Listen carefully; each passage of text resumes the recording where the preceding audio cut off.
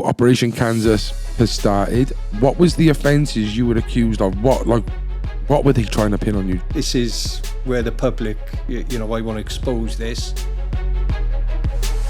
I was a drug dealer. I'm supplying all the door staff. They've intercepted our landline, which you need written authority. I'm not a terrorist. Doesn't that mean like someone's been in your house?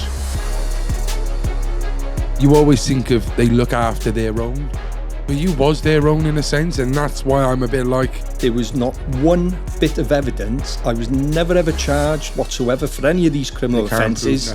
Estimated costing of taxpayers' money, 1.5 million. First thing that comes to my mind is, there's more to this. What? And yeah, but the criminals are like, yeah, I know Tony. Yeah. I know Tony Roach. He's definitely a drug dealer. I'm just appalled, and they've just believed them. Are they well known, the informants? Yeah. In Cardiff, South Wales, Cardiff. They're well known to the police. That's all I'll tell you. Yeah. And South Wales Police, they've got a history of evidence going missing to their advantage.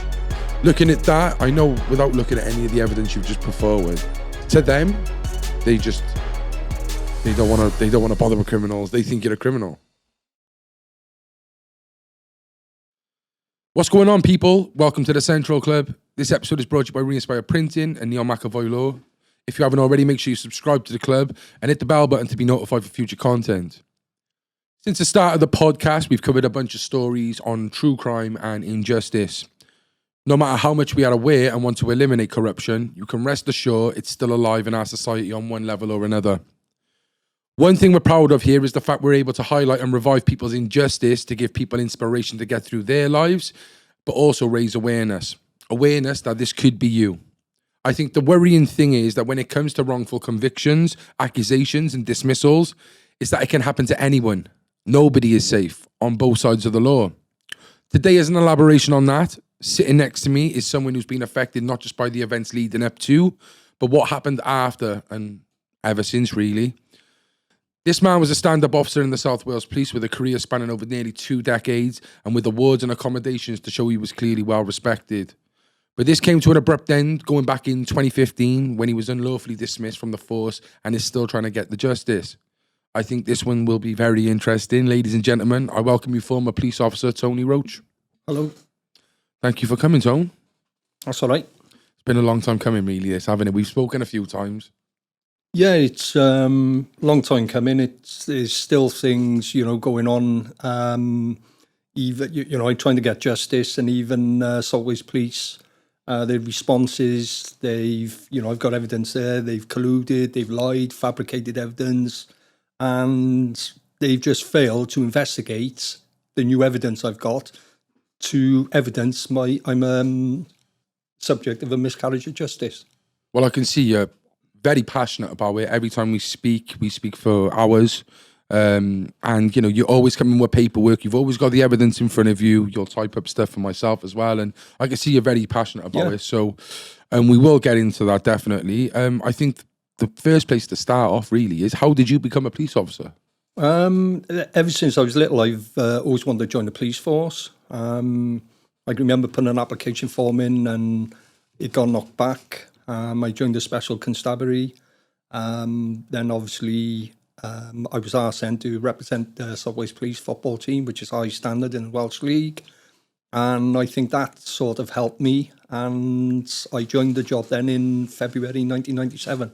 And I was really proud to be a police officer. Yeah. What type of copper were you, would you say? Was you a stand-up officer, going by the rules, or was you a bit more...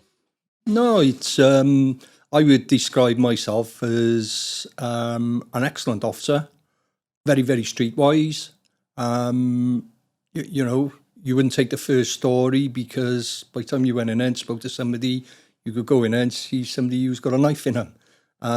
You had to be very, very streetwise, and my arrest rate was one of the highest in each station I worked from. And I was well respected, and I've been involved in a lot of serious incidents, and very proud, with the results we've got. Can you elaborate on any of them? Yeah, I've arrested an armed robber. going back, it was in the Heath post office. Somebody went in there, and they had a helicopter, dogs, and everything. But local knowledge, I knew where this guy was, or which way he'd run, and chased him, grabbed him. Big ex-military guy. He got convicted. Another time, stop check early hours in the morning. 2 guys from Birmingham. One's wanted for a murder up in the West Midlands, and that's just the nature of the job, which I enjoyed. It was adrenaline rush and things like that. And like I said, I was very proud. I know I keep saying, but I was excellent. Yeah. So obviously, you said you always wanted to be a police officer. You started in 97. By then, there was a lot of scrutiny with South Wales Police anyway, with the likes of the Johnactie, the Lynette White. You had the 1987, the Cardiff 3 as well. Was you aware of these things going on in the police force at the time? Was this something you wanted to make better of, or? At the time, I remember when I joined South Wales Police, that was at the back of my mind, because I know, those miscarriages were still being investigated. And from my point of view, as an honest officer, I thought, well, they will get to the bottom of it. And I didn't think anything like that. And I personally never seen anything like that take place from, each part of my police service. And like I said, what's happened, it's not just because of me. I am just shell-shocked. And I think South Wales Police got a lot of answering to do. And the response I've got, where they've colluded, they've lied, fabricated evidence. If they're doing this to me, I think Joe Public, they just accept what South Wales Police are doing. And I think it's horrendous what I've been through, and I can evidence. And I think members of the public will be shocked. Yeah. Awards and accommodations then. So what are some of the things you've... Well, one of them, my last accommodation, was for my licensing work. In Cardiff, we were reducing violent crime every single year. It was fantastic. Bearing in mind, we were understaffed. I was the only PC in that department. We had one civilian, another PC who joined a week after me in 2008. And then she said she couldn't do any night shifts or whatever. So that passed a lot of work onto me. Yeah, there was a lot of work there, was there? Yeah. And Cardiff being a, capital city, a lot of people go nightclubbing here. They do stag do's, hen do's, the rugby. It's been a tough job. Well, like I said, before this police operation against me, which we'll go on to, I was suffering stress, anxiety in the workplace from being overworked. Now, when the Assistant Chief Constable, Richard Lewis, dismissed me on the 3rd of April 2015, the following Monday he put 2 additional police officers in that department.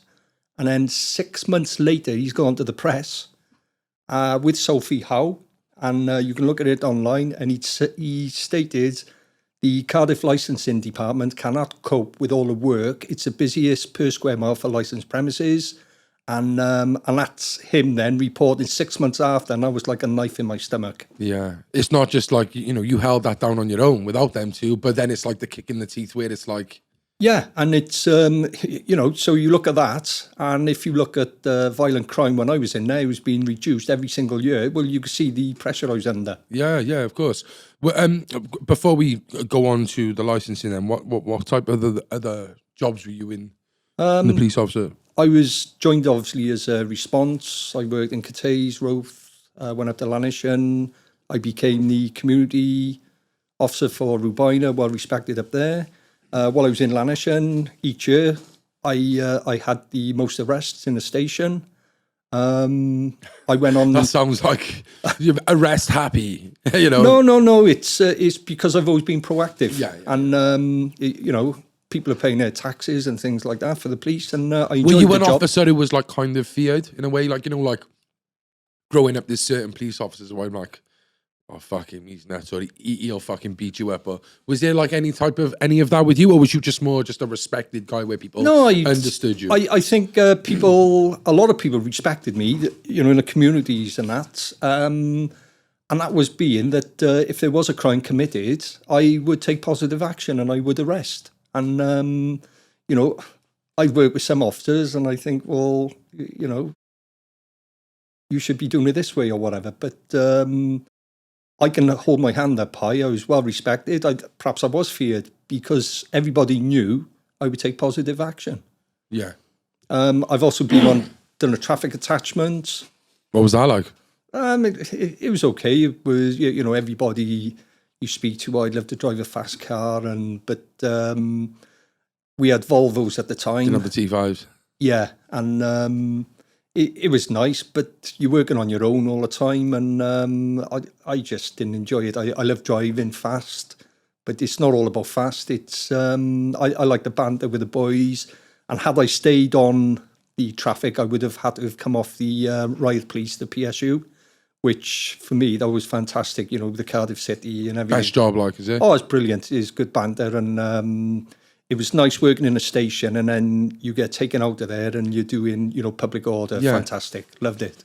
Yeah, it's different scene in it then, like, Yeah, we've been up to Fairfords, the airport. We done loads of jobs. It was fantastic. Loved it. Amazing. All right, then, so let's fast forward to 2008. I can see you itching. You want to get on with this, and I understand why, mate, So let's fast forward to 2008. You become a licensed officer. Yeah. Talk us through what that entails. It was basically policing licensed premises, checking they run properly. If there was licensed premises and there was unsavoury behaviour, unlawful, things like that, you'd do action plans, and if it really got worse, you'd close them down. I was the lead officer for the door staff at Cardiff. It took me about a year, I'd say, for the door staff members to trust me. I wasn't there just to pick on them. It was working with them and also other agencies, and it was fantastic. And that's why we had a good reputation. Yeah. And I speak to officers now, and the licensing department in Cardiff is horrendous, apparently. So what is this? Is this like, is this saying like, Saturday night, nightclub, a cop comes down to check out, what are you selling? Is this like something you do through the whole week where like on a Monday you might check up on them? And... No, the licensing, it covers, you be dealing with DJs coming down from London. What background checks on them and stuff, is it? Yeah. We'd object to certain things. Premises that want extra hours. The licensing is certain.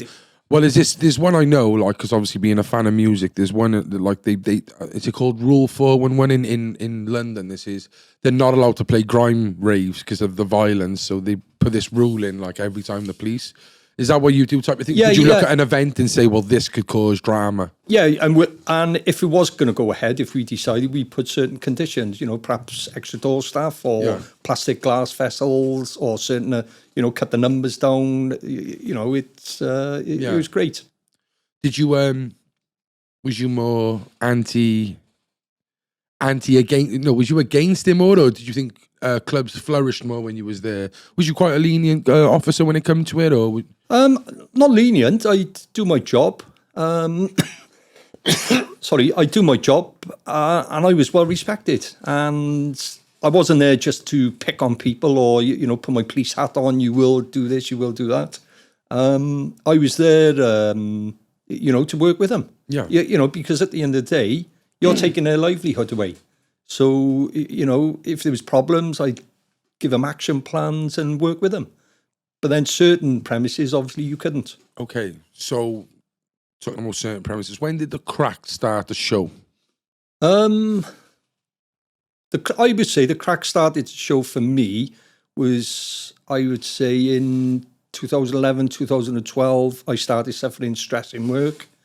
Overworked, I'd be taking work home. I couldn't finish it on time. My personal phone would be going non-stop, dealing with issues. I'd be on annual leave. I'd be in Florida. I'm still working. My wife used to go up the wall, but I was very passionate. But I collapsed in work. I started vomiting, asking my sergeant, Scott Lloyd, for extra help continuously. he'd send emails off, and senior management just ignored it all. So, What type of help was you looking for? well, additional staff. I was doing plain clothes work, major events, night shifts, dealing with licensed premises, unsavoury premises. It was non-stop. And When you say unsavoury premises, unsavoury premises, involved in crime, criminality. Okay. And is there still plenty of that out there in Cardiff? Well, I can't say now, can I? Because I've been out. When you left? When What was I... the state of it like? It was brilliant, I'd say. It was fantastic. It's only since, and you speak to door staff people as well, they said the licensing in Cardiff is not the same since you left. Really? Yeah. And it's gone up. Okay. So, Operation Kansas, which we'll talk about, what was the precursor? How did this start? Why did they start this operation? Can you give us paint a picture to the people who don't know? Right. Operation Kansas started, and this is my belief. Like I said, I was excellent at my job, and I recall doing a license visit to certain premises, and there was certain premises in Cardiff, and they wanted extra hours, and they'd only been open 6 months, and we were getting horrendous problems. And it was one of my colleagues, a civilian, he was a lead officer, but he asked me to come into the meeting because, they wanted extra hours. So anyway, I turned him down, and I said, basically, if you don't sort your premises out, you won't have a license. Sorry, can you elaborate? What was wrong with the premises? It was horrendous. We were getting robberies in there, glass-ins in there, Really? serious assaults. I can recall another incident when we had the CCTV. There was people on there, they jumped on the bar, ripped the till out. And I'd only been operating 6 months, and he wanted extra hours. So I refused, and unknown to me, a female officer who was working in the Cardiff area, she approached me one day and said, what's this, Tony? You turned my brother down for a licence. So I said, who's your brother? So she said his name, which I can't recall now. And I said, you're joking. I said, if you don't sort it out, you won't have a licence. So her response was, I thought we could have bent the rules. I said, you what? So we were a very tight licensing department. So I informed my sergeant, Scott Lloyd. So then... Did you say anything to her when she said that? No, I just said, you got to be joking, which I just said to you. If you don't sort it out, you won't have a licence. I'm straight down the line. So I'm working then a major event when Wales rugby were playing. So I thought, plain clothes, I'll go in these premises now just to check everything's okay. And to my amazement, as I walk in, there was people doing drugs. I'm trying to look for the licensee in the premises. Couldn't see him. I look to the bar. I see this female officer off duty, intoxicated, serving alcohol. So she clocked me and come up. Is there anything I can do, Tony? Where's your brother? Oh, he's not here. I said, no. I said, there was numerous breaches of their licensing conditions in there. So I said, can you tell him to phone me Monday? So Monday morning, I obviously reported to my sergeant, Scott Lloyd. And Scott Lloyd, he ordered me to submit a report of exactly what went on that day in that premises. And as a result of that report, the female officer was disciplined. And this is where Operation Kansas was set up against me. Because this report I submitted was May, I believe, 2012. In June 2012, I'm obviously target number one. And the reason for that, this female officer had a very, very close association with the Assistant Chief Constable, who she would work quite regular. And for an ACC to work in Cardiff City Centre, on a Friday, Saturday night shifts, I've never seen that. Sorry, why? Can you abbreviate what the ACC is and what? Assistant Chief Constable.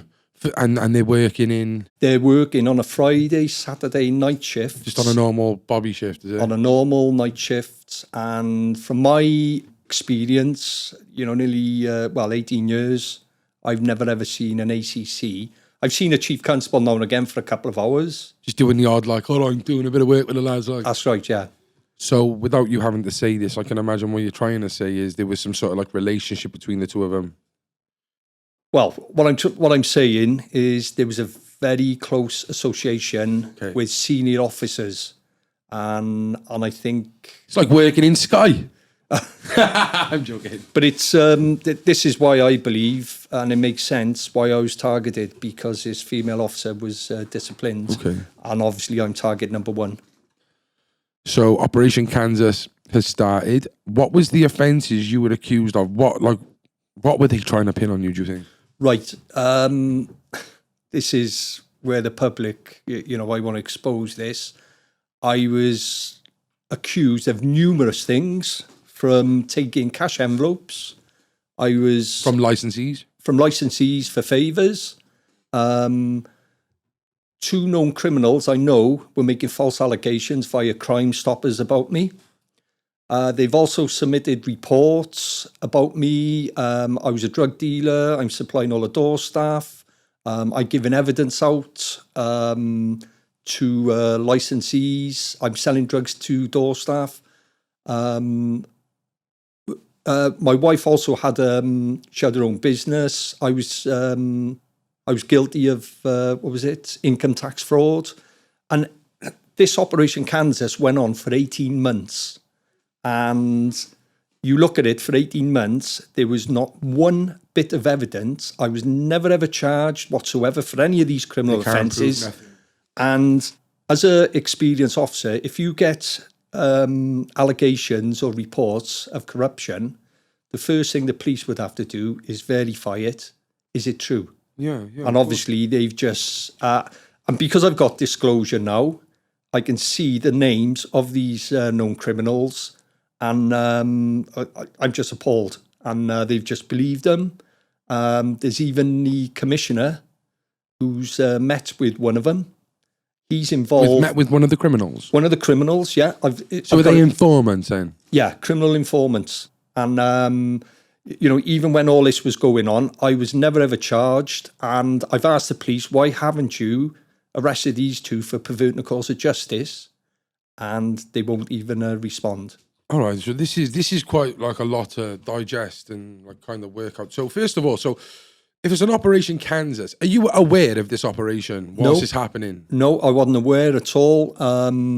But sorry. So there was like, they were doing their work against you, whatever they were doing, and then they come in and arrested you. How long into the operation? Can you explain, like, basically how it started? Like, what were you witnessing yourself, and then when they arrested you for it and stuff? Yeah. You was obviously still working as an officer. Yeah, I'm still working. I'm suffering mental health in work. I didn't know at the time, but I was subject of this covert operation. It involved 3 police forces, Gwent, Dyfed-Powys and southwalespolice. Estimated costing of taxpayers' money, 1.5 million. And I've asked the commissioner, Alan Michael, how much of this cost. And for somebody who said, for him to be re-elected, I will spend your money wisely, his first response was, I don't have that at hand, which I didn't think he would. And then he told me to contact the chief constable to get the costing. They have done anything and anything not to give that amount of costing. Now, Operation Thames with another officer in May 2008, it was a 5-6 month operation, and one force involved, and that cost the taxpayer £500,000. Mine was was 18 months, and I estimated to be 1.5 million or more. And the police, freedom of information, after I made one, they came back and they said, "Oh, it only cost £23,000." So that is lying. The commissioner, he will not give the price, and that money, I believe, 1.5 million, should have been spent on frontline policing, not on a bunch of lies and false criminal allegations made against an officer when there was no evidence whatsoever, and it was all proved to be false.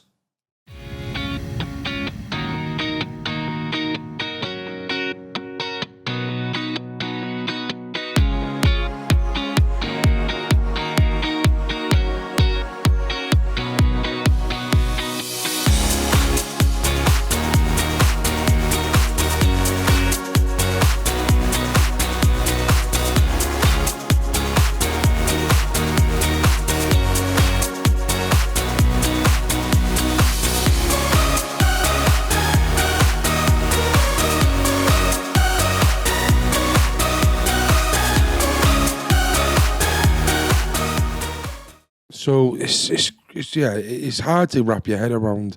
The first thing that comes to my mind is there's more to this. There's more to it.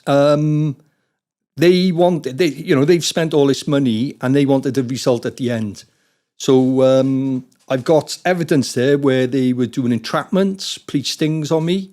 They've police stings. Yeah, police stings. They were doing stop checks on people, listening into my phone to see if I was going to do a personal number check for somebody, a PNC.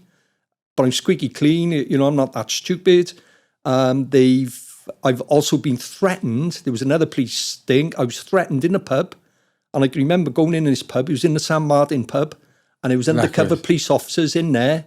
And I was threatened by Mark Eckley, who gave another statement to say I was taking envelopes of money. His statement is not even signed by a police officer.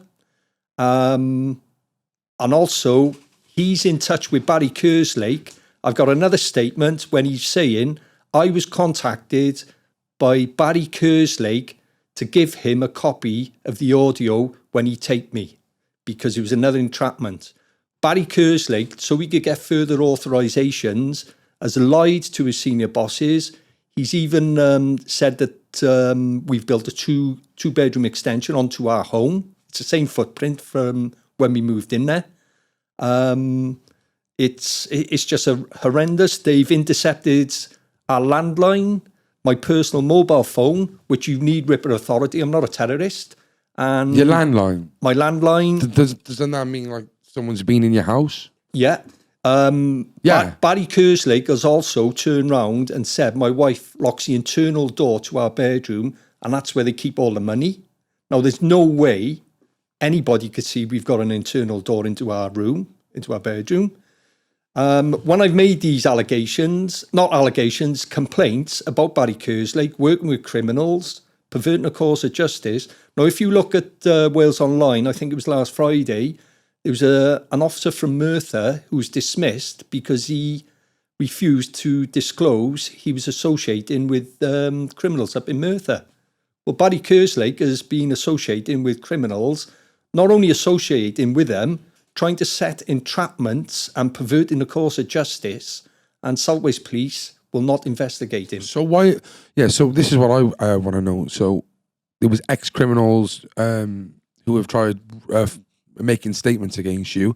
They've got these working for them for some reason. So why would they got them involved? To make out that like you're selling drugs to them or something, is it? Or they're just witnesses? Like, well, I've got all the paperwork there, and they've made these allegations. I'm a drug dealer. I'm taking drugs. But the criminals are like, I know Tony. Yeah, I know Tony Roach. He's definitely a drug dealer. Is that the type of stuff they've been doing? Yeah, and when you look at their statements, the one that criminal informant, Southwales Police have refused to give me that statement. The one from Mark Eckley, you could see it's... Are they well known, the informants? Do you know? Or yeah. In Cardiff?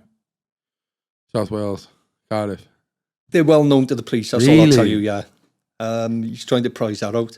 I can't say because I've had threats from them, and Southwales Police, again, have refused to act on it. And this is 6 years after my dismissal. But... even Barry Kerslake, and this is quite important, the length Southwales Police will go to try and get you done for something. They've even put, I was interviewed regarding my wife's business, they've put a HMRC officer who informed me his name was Mr. Greg Jones of HMRC. HMRC, can you explain what that is? Majesty's Revenue. They deal with tax affairs, which is nothing to do with the police. Yeah. He was interviewing me with Barry Kerslake, and he made notes, and Southwales Police have refused to disclose this HMRC officer's details, and also a copy of the notes, which are disclosable. I made inquiries with HMRC, and I said, when did you first get involved in our case? And I recall him saying it was August 2014. That was the very first time they got involved. And yet, I was interviewed in March 2014. So who's this guy? So South Wales Police are using somebody who's purporting to be a HMRC, which is it's a criminal offence. I've also contacted my MP, Alan Carnes. I've informed him to write to the police to obviously obtain these details, and Mr. Carnes will not write to the police, which, you know, he's my MP, and this is what I've got right the way through. It's hitting a brick wall. Okay. So we're going probably a bit more into after. So what was the? How did they tell you? You know, you can't work with us no more. How did they dismiss you? What happened? How did it happen? And how did you feel? Well, after the 18 months, and I knew I hadn't done anything wrong, my mental health went right the way downhill. And then I was told then I had to go to a gross misconduct. So the charges against me was like I left work half hour early. I left work half hour early to play football for the Fort. So they tried the hard stuff first. That didn't work. Nothing at all. Let's just get him on. Yeah, I didn't submit the business interest, which I did. That went to Chief Super Alan Thomas, who failed to submit it. All these minor allegations weren't even gross. I went to a gross misconduct, and South Wales Police withheld evidence. And it's only now, and I've got evidence there, which they said it don't exist, to the Information Commissioner's Office.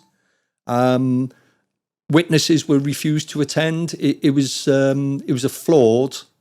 It was a kangaroo court, and I've got to say, moving forward, I've only obtained that the Assistant Chief Constable, Richard Lewis, and the Superintendent, who sat and chaired my misconduct panel, were both involved in my investigation, which is a breach of the police regulations. And this is why I'm fighting for justice, because they should not have been sitting or chairing under Human Rights Article 6 as well, right to a fair trial. They should not have been anywhere near. And you look at the bundle of documents I've got there, Callum, it surely, you know, you go through them, which I've showed you. I've seen them, yeah. Right. It identifies ACC Lewis and Osborne were definitely involved. There's another 3 officers who were investigated as well for a separate matter, nothing to do with mine, and ACC Lewis were on there. Every time we write to South Wales Police, they turn around and are giving different answers, and they've been colluding and everything. So, well, like you said, and if it was anyone else, this was a civilian. Exactly. You take it on board. Yeah, okay. You don't have to send one piece of paper. You think the police wouldn't lie, wouldn't you? No, but you'd have to send one piece of paper. You can have 10 lies in it, but you think that's the truth there. It's only when you prod and you've got the eye for the investigation that you will realise. It's the same as when you're in court. You know when people go to prison and like they're in for conspiracy, you'll sit in your cell and you will decipher everything, and there'll be loads of discrepancies. Yeah. So it's like, a lot of people don't look at these things. Going back to the woman who was in a close relationship with, was that man she was in a relationship with anything to do with this? I keep saying association. Okay. She had a close association with senior officers. One being was the Assistant Chief Constable, Richard Lewis. So that, So that's tying that there. Because I was thinking, she might have, but what's that got to do with these people trying to get you gone? So it makes sense now if you're saying Richard Lewis had a tie with her. Close association. Yeah. And it makes sense because I put a report in May 2012. And then obviously she gets disciplined, and then I'm target number 1. Fucking. And that's what I believe. And what South Wales Police have done then to get a result, they've introduced criminal informants in police stings, all unlawful, trying to get me to do something criminal, but I'm squeaky clean. And, it's, and this is what I'm saying, it's a massive miscarriage of justice. You think the Lynette Whites, the Darvells and everything else, you think South Wales Police had cleaned everything up. I've even written to Matt Jukes and Peter Vaughan. Now, Peter Vaughan was the Chief Constable at the time. He would have known his Assistant Chief Constable, Richard Lewis, his portfolio duties were professional standards. so he should not have been sat on my panel. Same with Matt Dukes, and Matt Dukes have failed to respond to me. I got here about ACC Lewis and Osborne sitting, chairing panel, talking about a video of South Wales Police assaulting an innocent man. What does that tie in anything to yours, or is this just showing other things that's going on? Right, it's that incident there was another door staff member who was arrested because they thought he was paying me for favours. It was another police sting on him. This video is horrendous. Before we go there, can we just run the clip, please, H?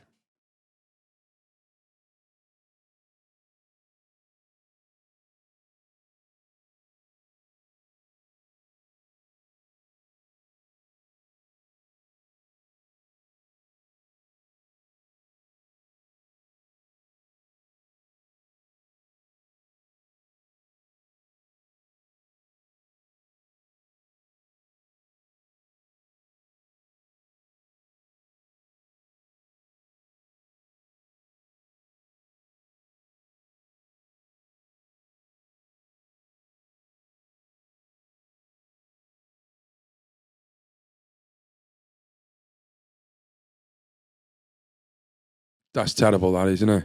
Right, if you look at that guy there, he's a Spanish guy, he sat there, he's on the phone to his girlfriend at that time. Those 3 undercover police officers storm in, grab him, put handcuffs on him. So he's under arrest. He doesn't know what for. They've taken his liberty away. They've put him in a chokehold, which is not Home Office approved. You see the other officer then who's punched him 3 times as he's choking him out. His glasses come flying off. He looked horrified. Oh, he was. He was so petrified. After that incident, He went home, didn't he? well, he emigrated and he went back to Spain.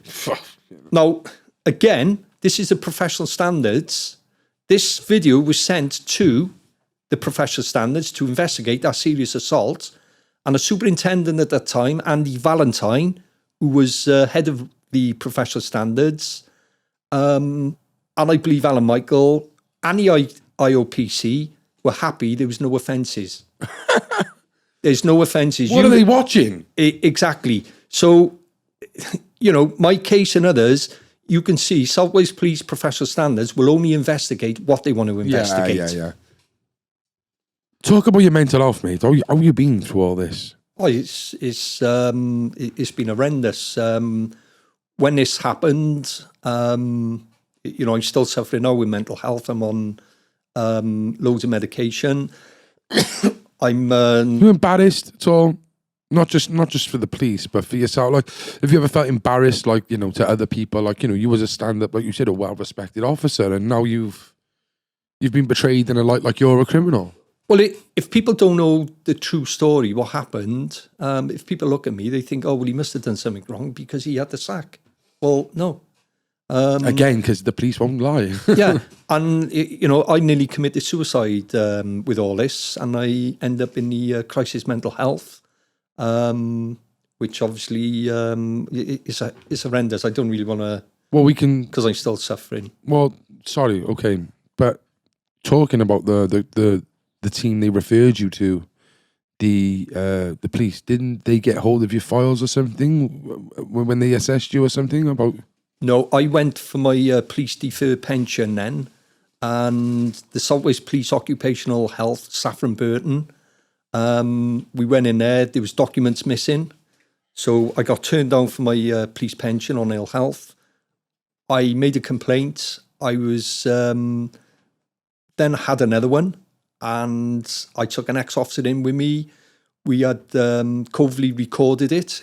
I refused consent for the independent doctor to have my file. And as soon as we went in the room, he had my file, he had access. I took it off him. Again, there was documents missing. I made a complaint to South Wales Police. Then I made a complaint to the Information Commissioner because obviously there was breaches there. And it seems the South Wales Police are exempt from any disclosure. I did apply to the Employment Tribunal. When I went to the tribunal, again, I wanted certain documents of evidence. They refused that. And Helen Stevens, a force solicitor, she accessed certain my psychiatrist report without my consent. She gave it to third parties without my consent. So there's 2 breaches there. When I made a complaint, Saffron Burden said, "Oh, there's no offences committed because our psychiatrist report was stored in your management file." Well, hang on. That's the offence there, and there's an admission. That should have been in a management file, full stop, it's medical. And the complaint was made to the Information Commissioner, and again, nothing was done about it. And this is the theme. They've tried to stop me and stop me and stop me to get justice, my pension, and this is the theme we've got right the way through. You say the police were hiring criminals. Is this still happening, do you think? No? Yeah.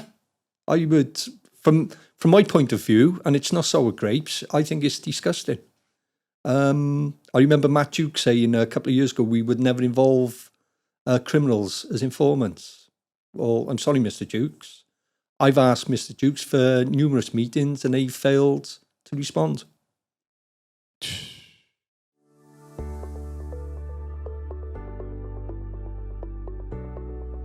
Not seeing your children or in a tight legal spot, Neil McAvoy Law can help.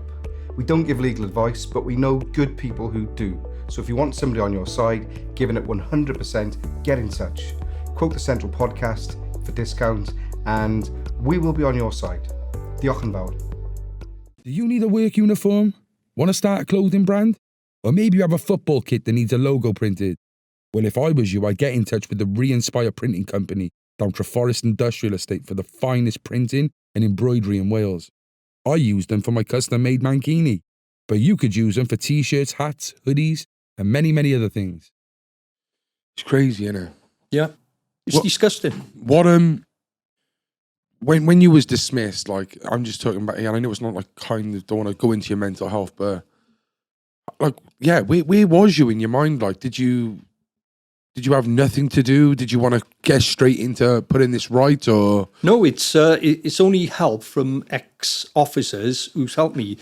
My mind was all over the place. Yeah. I was heavily medicated. Suffering PTSD. If somebody looked at me, I'd want to fight them. Because what I know now, and I'm on edge all the time. Yeah. And it's like if I walked in a coffee shop and you were just, you're big boy, you were staring at me, I'd start being aggressive towards you. yeah? And then it puts my wife in an awkward situation. It's affected the family. And How is your wife? but she's been suffering as well. It's terrible, isn't it, Rich? Any of these other officers then, do you ever speak to any of the police officers who are still in the force? What do they think of it? I've got good friends in the job. Like I said, I was well respected. They didn't believe it at first hand. What I will say is all these officers who were involved in the operation, Kansas, once I was dismissed, they all got promoted. So they got promoted for being corrupt and getting rid of me. And Alan That's Michael always is a theme as well, that, isn't it? And Alan Michael also put Richard Lewis forward for the Queen's Medal. So it's like a knife in the guts. What do you want to get out of this now then? What's the end goal with you? Well, just before I say that, I've got to say, because obviously miscarriages of justice is, Callum, it's terrible at South Wales Police. Now, you are aware I've made 3 video exposures. Yeah. I had a letter it was dated the 8th of October 2021 from the Assistant Chief Constable, Mark Travis. And I've said all along, and I've got evidence, that the Assistant Chief Constable, Richard Lewis, was involved in my investigation. I've got evidence there, loads. And also, he shouldn't have been sat and chaired in my panel. So Mark Travis, the ACC, this is his words. He's written to me and said, during his service, former Deputy Chief Constable Richard Lewis never had command and control of professional standards. Deputy Chief Constable Lewis never had any role in Operation Kansas. Deputy Chief Constable Lewis did not gather any evidence. Well, hang on, I've never mentioned the deputy. It's a play on words. I was fuming when I read this. Did you recognise straight away? Well, like I said, I'm a police officer and that's our job to investigate. So he's written to me. So this is all false. And to me, it's an attempt to pervert the course of justice. So what I did do, I wrote back to the Assistant Chief Constable, Mark Travers, and I said, can you meet me in a non-confrontational interview meeting? I will expose everything I've got here and, prove my case. Refuse. Chief Inspector Steve Grother from the Professional Standards, who's refused point blank to investigate any of my complaints or evidence, has written to me and said the Chief Constable, Jeremy Vaughan, and ACC Lewis will never meet you and they do not want to see your evidence. Now, you're talking miscarriages of justices. This is coming from a former good officer and you don't want to see the evidence. What's it like for the public then? There's still cases going on now. They're looking at you like, in my eyes, it looks to me like they've got some sort of evidence that they're not budging on. Oh, From looking at that, I know without looking at any of the evidence you've just put forward, to them, they don't want to bother with criminals. They think you're a criminal. No, they'd like to think I was a criminal so they can justify the spending and my unlawful dismissal. Richard Lewis has retired 2 years ago. This document here is from his LinkedIn himself, stating the dates he was head of professional standards. Okay, that's on there. The other officer made a complaint to professional standards. The next day, that was taken off. That's come from the man himself, ACC Lewis. His portfolio of responsibilities for professional standards, and the police are perverting the course of justice when they're writing and saying he was never there. I've also got statements from a very senior officer as well, who said ACC Lewis, and an anti-terrorist officer, ACC Lewis, was head of professional standards at that time. Yeah. And the police, like I said, it's me against Goliath. Well, the thing which, you always think of they look after their own, but you was their own in a sense, and that's why I'm a bit like. But the thing is, Callum, they don't want this coming out and being exposed because they know it's going to expose serious criminality with their very senior police officers. And this is why Alan Michael refuses me to get an appeal I'm entitled to. I've given him the grounds where I'm entitled from the police regulations and appeal. He's written back and stated to me that Dick Lewis have never been head of professional standards. So he's lied. So because he's lied, he doesn't want to be found out about me having an appeal. He's also don't want to give me an appeal. His excuse is, under the provisions, you can't have a second appeal. Well, hang on a minute. Mr. Michael, provide me with these provisions you state. Because I've given you the regulations which entitles me to. I've also given you the regulation. Have you already had an appeal? When I was dismissed in April 2015, I put the grounds that obviously my mental health. I didn't know about Lewis, Osborne. This is coming to fruition after. Yeah. And this is why. When they think it's all been dead and buried type of thing. And if you've got new evidence, you can have an appeal. Of course. That's, you think so. I've also informed them there was an Essex officer, female officer, in, I think it was July 2017.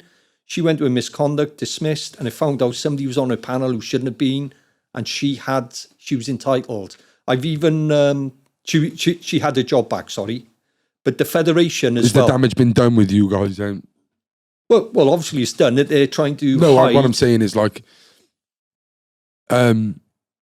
if you did get the appeal, obviously at the time, did you want to get your job back, or have you washed your hands with them? I couldn't go back in there with my mental health, but I want to clear my name. I want justice, and I want people to know. And the other thing I want to touch on before, obviously, we finish, Callum, is the Federation. You think they would help? Yeah, I was a fully paid member for 18 years, and Claire Biddlecombe, PC Claire Biddlecombe, she was my lovely name. She was my Federation rep. She, when I was dismissed, she followed me down the room in headquarters. You can imagine Where's this too? in Bridgend headquarters when I was Right. dismissed. She followed me into the room while I was getting my coat, and she said to me, in the presence of my solicitor, she said, "Oh, that's it now, Tony. There's no money for any funding for any appeals." I'm like, "What?" And then her words were, "I must follow you home to collect all your uniform." And I said, "Have a bit of sympathy." I said, "My wife's going to be in bits. I've lost my job." "Oh, no, it's to cover yourself." I've tried to get funding then for an appeal at the Employment Tribunal. I've had to sell my car to fund it myself. When I went to that Employment Tribunal, because the Federation wouldn't fund me, Jonathan Walters, who was the police barrister, I said to him, "Mr. Walters, you were at my misconduct hearing. Were you aware that ACC Lewis and Gary Osborne were involved in my investigation and they shouldn't have been sat on my panel?" And his response, "Do you think it would have been any different?" I was, Written in the stars. yeah, rigged. So I've tried, with all this new evidence now, I've written to the Police Federation again, and they won't respond back to me. I've written to Mike George. I'm waiting for him to come back. He said somebody from headquarters are dealing with it. And to date, nobody has come back. And this is your federation. And this is why I'm putting this out there. You've got police officers who's being tucked up, and your union is supposed to be supporting you. They haven't even asked. I've sent them emails. Do you want to look at my evidence? And they still haven't come back to date. You say police officers are being tucked up. Do you think it's a certain type of officer as well? You know, because it's going back to the reason why you seem to think they'd wipe you out was because you didn't want to budge on the licensing with someone. So is it like people, if you don't if you don't play the game, you're gone type of thing? My wife has always told me, she always thought I was in the middle of something. Which you didn't realise. Yeah, and I'm squeaky clean. You could speak to any licensees out there. What was he like? The professional standards, they were so keen to get me. They were even going to license, because it all comes back to me, they were even going to license premises and asking in the licensees, did Tony ever come in here and ask for free drinks and meals? That minute. They were looking for anything and anything. And like I said, if anyone's committed any offences... Did you? Did you ever go in there and ask for drinks and meals? No. I know I would. No. No, I would have a coffee if it was at the meeting. Yeah. And not only that, Callum, you got CCTV, there's everything. And you don't want to be in anyone's pocket. I was straight down the middle. And, I was good. And I was proud of what I'd done. But if anyone's committed any offences, it's the professional standards of South Wales Police, and when you're giving them the evidence, they can, "Oh, no. Like Barry Kerslake, Chief. The other thing which I will say, I've tried, and this is a shock, in our police interviews, there was myself and somebody else who was arrested for nothing. In his police interviews, and mine, we've asked for the master copies, which are sealed up. Yeah, of course.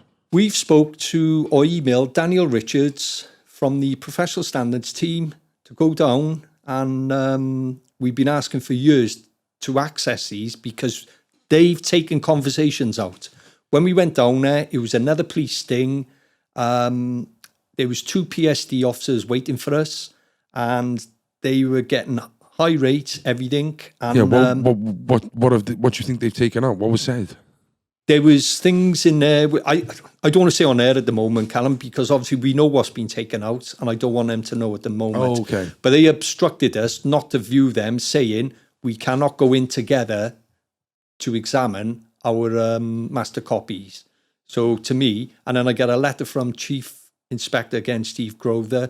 You've wasted police time. You're not going to look at those now ever again. And it was another police thing. But it's horrendous. And like I said, when you look at all the miscarriages, you look at this, and people used to say to me, "Oh, you police, you're corrupt." And I used to think, "Oh, it's nice because you burgled or you hit him." No smoke without fire. No. what I've seen, Callum, what they've done to me, you know, spent £1.5 million to try and get a result. Now, if I was corrupt and I've spent £1.5 million over 18 months, surely they would have got some criminal offence I've done, and I would have been charged to court. The other thing I've got to say, I say about the PSD, professional standards, they won't get investigated for their tactics. There was another DI who was monitoring the camera on me in the office.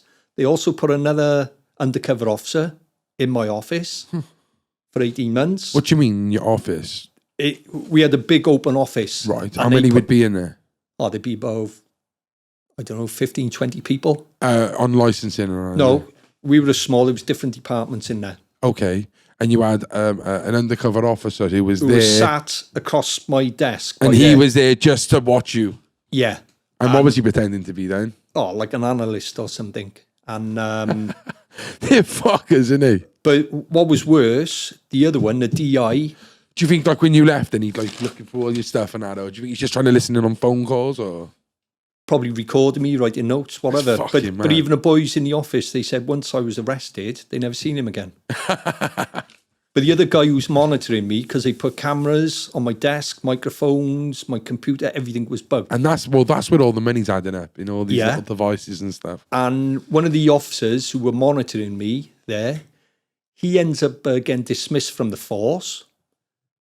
Now, there's evidence that he was taking the police cars, flashing his badge on the Severn Bridge, using a force credit card. Flashing his card on the Severn Bridge. Yeah, amongst other things. Oh, what to pay? Not to pay. Not to pay. Yeah, like Yeah. so you're coming back in. It's like Yeah. And you're not allowed to do that, no. No. And what happened with him, they were criminal offences because he was under the command of the anti-corruption professional standards. He was never ever charged to court. You know. No. Yeah, one for the other, not Yeah. for you and her. You've got a book coming, haven't you? Yeah, I'm in the middle of writing a book. I want justice. There will be names in there. There'll be a lot more things in this book to what I've I'd said. like to think so. There's so many twists and turns. I think, yeah, you know, from looking in from the outside, like we can see what's happened, but when it's in your position, like the passion and like you say, the twists and turns, even a word wrong or a sentence being altered is massive to you because this is your life. Yeah. You know, and this happens to lots of people and some people don't see this. So the fact you've come on and shared that is important. You know that, don't you, Tone? But the thing is, Callum, like I said, everything I'm telling you, I can evidence. Yeah. And If you want, we could somehow, some way, I could probably put up documents on. We've got a website. Maybe we can put the documents up. So if people ever want to go and have a look at them, they can. yeah, that's you know. great because obviously what I'm telling you, people might think, oh, you know, and I can prove. No, I've seen them. Yeah. We sat for an hour and a half last time. Yeah, It was and, weird. And it's like you were shocked. You couldn't believe that this happens. And you know, this You want to feel safe, don't you? well, you know. like I said, I was law abiding. I was brilliant, and you get South Wales Police using criminals to entrapment and making lies against me. And each one of these lies, they were all battered out, and there was no evidence with any of them. So what it went on for 18 months. They were trying anything and anything, trying to get, you know, even using, it looks like a bogus HMRC officer. So I've made a complaint to the police. I said, who's this guy? His contact details. Can I have a copy of his notes? They won't reply. So you imagine that member of the public. They want to get justice. It's hard enough for me, and I know the laws and what I'm entitled to. You imagine general public. How hard it was for the likes of Michael O'Brien, johnactie. Exactly. And South Wales Police, they've got a history of evidence going missing to their advantage. And it's the same with the Lynette White. Obviously, those documents which went missing, they were found after. This has happened now. I've made complaints to the Information Commissioner. South Wales Police have said, oh, no, those documents don't exist. I've got a retired officer who requested certain documents and he was given to him within about 3-4 weeks. I'm going to do two things now. I normally just do the one, but I'm going to do the two. First of all, down that camera. For the people watching, maybe we can, and the power of social media is good now, so, and YouTube, so maybe it'll get to someone. A message to South Wales Police. A message to South Wales Police. You know I'm right. You know I'm subject to a miscarriage of justice, and just put it right. Give me an appeal and put it right, because I'm not going away and I'm fighting for justice. And it's not just for me, it's for members of the public as well, because they should be aware how they're being treated. And I would say as well, if there's anyone out there who could assist me, because I'm not going away, and the evidence I got, it's all there. And, this can't go on. South Wales Police, they've got a history of miscarriages of justices. And I remember Matt Duke saying, that happened 10 years ago. Don't happen now. Well, it's still happening. But it's worse. It's involving their officers in a professional standard who's supposed to be rooting out corruption. And all the evidence I've got, they've been corrupt throughout and they won't investigate. So who polices the professional standards? I've made complaints to Priti Patel, the Home Office, Catherine Evans, and nothing. It's like all in together. And finally, a message to the people out there, positive, whatever you want. Final message to the people. To the people, I've still got a lot of friends as serving police officers. I'm not saying you're all bad. And like I said, I just hope I get justice, and I hope the other people who's been subject to miscarriages of justices as well, you need to keep fighting, because this cannot go on. Brilliant. Tony, it's been a real pleasure having you on, mate, honestly. It hasn't. No, thank you for coming on, honestly, mate. Honestly, I know I can see how hard it is for you, mate. And, we'll try and make as much awareness of it as we can. We all know what goes on. I'm still surprised the fact that it's... Well, I haven't told you at all. And like I said, in this book, there's going to be more things coming out. And when names. the book comes out, we'll do a part 2 on that then. Okay. It's a nice little predecessor for it. But, thank you for coming on. That'll be coming out towards the end of the year. This year, yeah, definitely. Yeah, definitely. I'm halfway through. Got a name for it, or? Yeah, I don't want to say at the moment. Okay. Well, guys, I hope you enjoyed this episode. I want to thank Tony for coming on. I hope you take something out of this, people, and hopefully we'll see him soon. Stay central. The Central Club.